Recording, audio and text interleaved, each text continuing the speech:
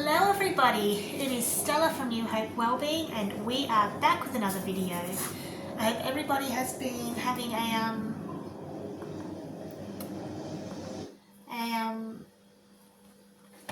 great week so far.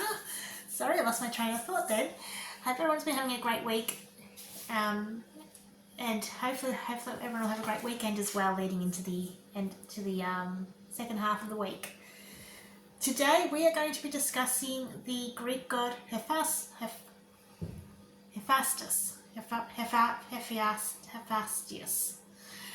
I had it literally before I started the video. So let's go. He was the Olympian god of fire, smiths, craftsmen, metalworking, stonemasonry, and sculpture. He is depicted as a bearded man holding a hammer and tongs and the tools of a smith. And sometimes he's also depicted riding a donkey. The epithets that he is most commonly associated with are far from flattering. He's often referred to as the lame one, the halting. He's also sometimes referred to as shrewd, and since his workshop is believed to be located under Mount Etna, he is also referred to as the Athenian. Now, Homer says that Hephaestus was the son of God and the son of Zeus and Hera. However, it is unclear whether he was born lame or whether he was lamed after his father threw him from Olympus for intervening on behalf of his mother during a quarrel between Zeus and Hera. Both stories do exist simultaneously, so it hasn't really been quite figured out which one came first, I guess you could say. Now Hesiod claims, however, that Hephaestus is solely Hera's child, that she gave birth to him by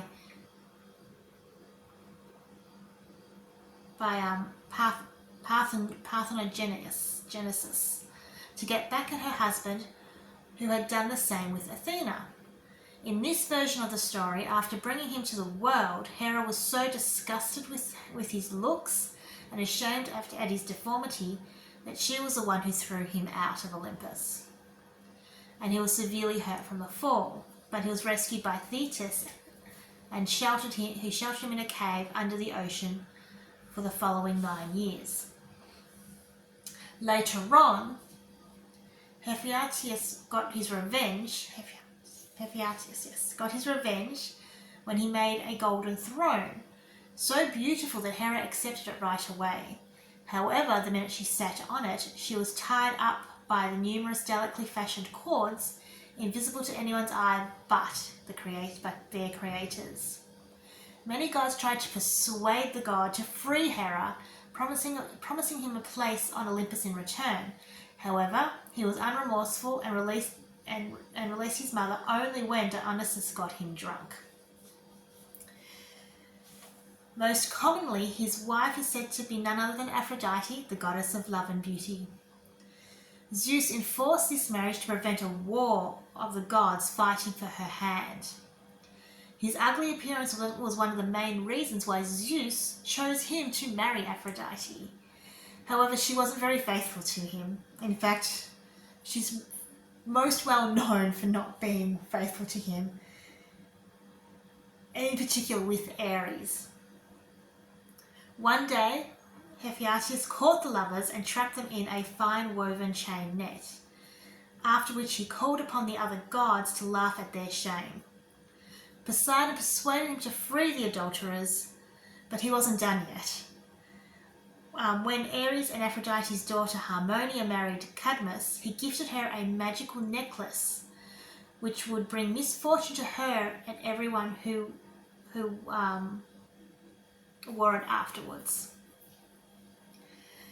After the separation from Aphrodite, he was sometimes said to have married one of the charities, Algea, whose name means splendor or glory. She was one of the youngest of the charities and represented beauty, adornment, splendour and glory, which are, if you think about it, quite fitting attributes to the god of craftsmanship and metalworking. Their marriage is said to have been harmonious and fruitful. He did, however, try to force himself upon the goddess Athena. However, Athena did manage to escape him. So his seed fell onto the earth, and he impregnated Gaia, who afterwards gave birth to, I'm going to butcher this one, I didn't research how to pronounce this name, Erectoninius, who was an early ruler of Athens. No one but him was able to build the beautiful, indestructible bronze mansions where all the Olympians lived. Crafty and cunning, he added a distinctive element, such as the secured doors of Hera's chambers, which no god other than him could open. In the Iliad, Homer tells us something even more fascinating, namely that Hephaestus had fashioned for himself handmaidens of gold, who were able to understand him, speak to him, and assist him. And they weren't the only creators of this kind. Among other things, he sculpted golden dogs to guard the palace of Talos, a giant bronze man to protect Crete. Some even say that at the request of Zeus, he was the one that also sculpted and fashioned the first mortal woman, Pandora. He was also the creator of some of the most stunning pieces of military equipment.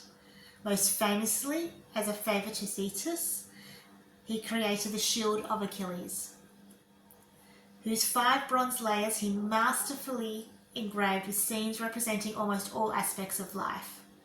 But he was also the one who made the sceptre of Agamemnon, the breastplate of Diomedes, and the sword of Pallas.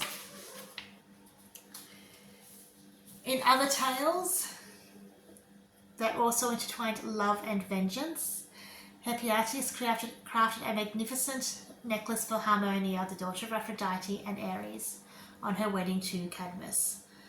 He was still very slighted over the betrayal from his wife, and this gift was cursed, bringing tragedy and misfortune to its bearers.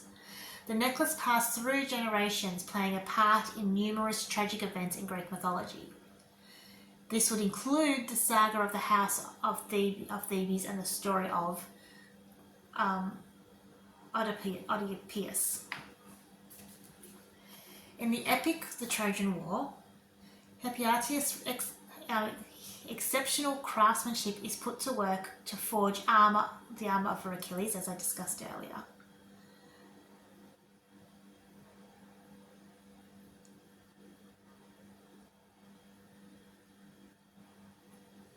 He also possessed, he did possess some shrines, but there were very few, the shrines and temples in ancient Greece. But he was most widely honoured with torch race festivals and small-scale rites performed by craftsmen.